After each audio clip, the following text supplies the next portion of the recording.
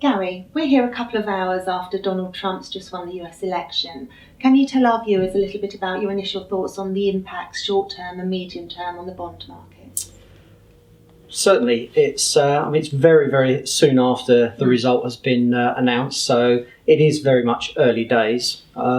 We did actually think that we had a little bit of a taster of how the markets were going to react to the news. If you recall, just less than a week ago when the FBI broke the news that they were going to reopen the email debacle case, and it could have indicted Hillary Clinton at that time, we saw what happened to the US Treasury market, which was pretty much a barometer for how I think the market felt would happen had there been a Trump result. And that particular time, we did see that there was a big rally in US Treasuries, the flight to safety haven trade, effectively, that took place.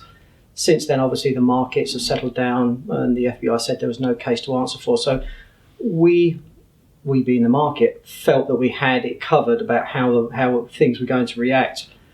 This morning, it hasn't actually gone to plan, which was quite strange over the course of the last 12 hours.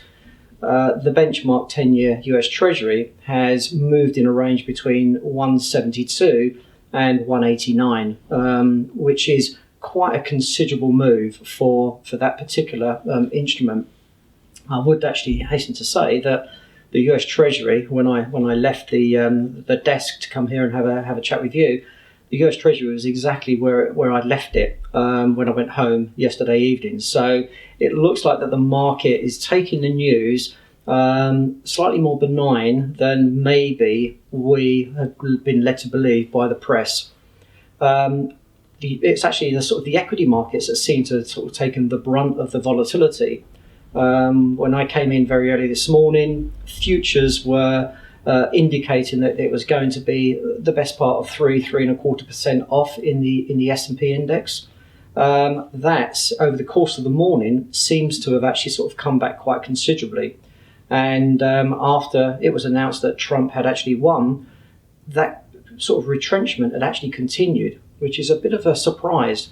Looking at the credit markets, even less of a move. And which does give us a little bit of comfort that the old adage that it's very difficult to quantify politics.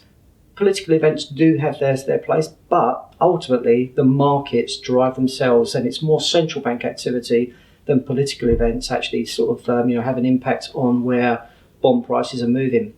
In the build-up to this, there was a huge amount of cash sitting on the sidelines. All the big mutual funds, all the big asset management companies have all been running with a larger than average cash balance.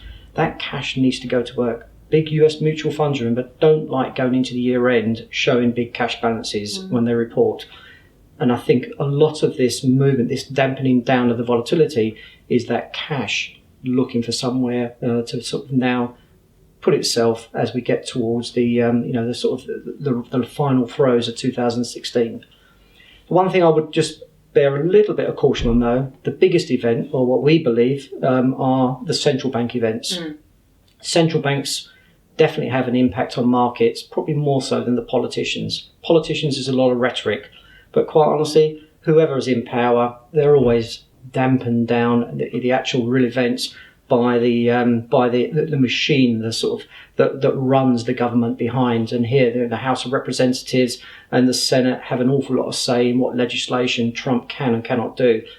You've mentioned the central bank. Do you think that this will change what happens in December when the Federal Reserve meets? Do you think they will keep interest rates low for even longer?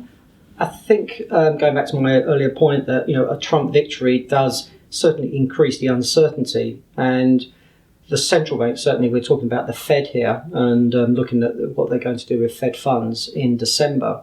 They obviously want to raise rates. I think they need to. They want to have some sort of ammo in in their gun, ready for what may or may not happen sort of in a year or two down the line.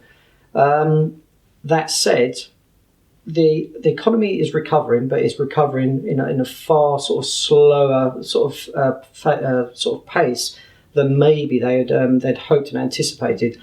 I don't think they'll want to sort of spoil it too much, and therefore we might get a hike if the market is benign in the run up to the FOMC in December.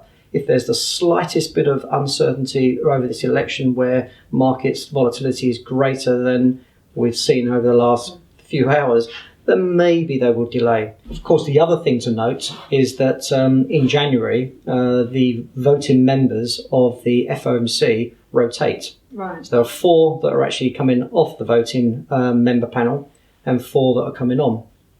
The 4 that are coming off, 2 of those are clearly hawks, 1 is middle of the road and 1 is a dove. The 4 that are coming onto the panel, 2 are clear doves, 1 is a clear hawk, and the other one, who's middle of the road, is Kashkari. Now, if you actually listen to some of the rhetoric that Kashkari's come out with over the last few months, I would argue that he's probably more dovish than he is middle of the road. So the FOMC is actually going to be a lot more of a dovish voting panel in 2017 than it is in 2016. So yes, there might be a sort of a 25 basis point hike in December, but I think then looking at the dot plot charts, which are where the voting members predict rates are going to be over the coming 12 months, I wouldn't be surprised to see those raises for 2017 decline from their current 2/3 down to maybe just 1 or 1 to 2. So therefore, I think it's going to be a lot more tempered in the US Treasury market in terms of rate rises than maybe we currently are seeing on the prices on the screens. Thank you. If you enjoyed the interview, please subscribe to our YouTube channel below.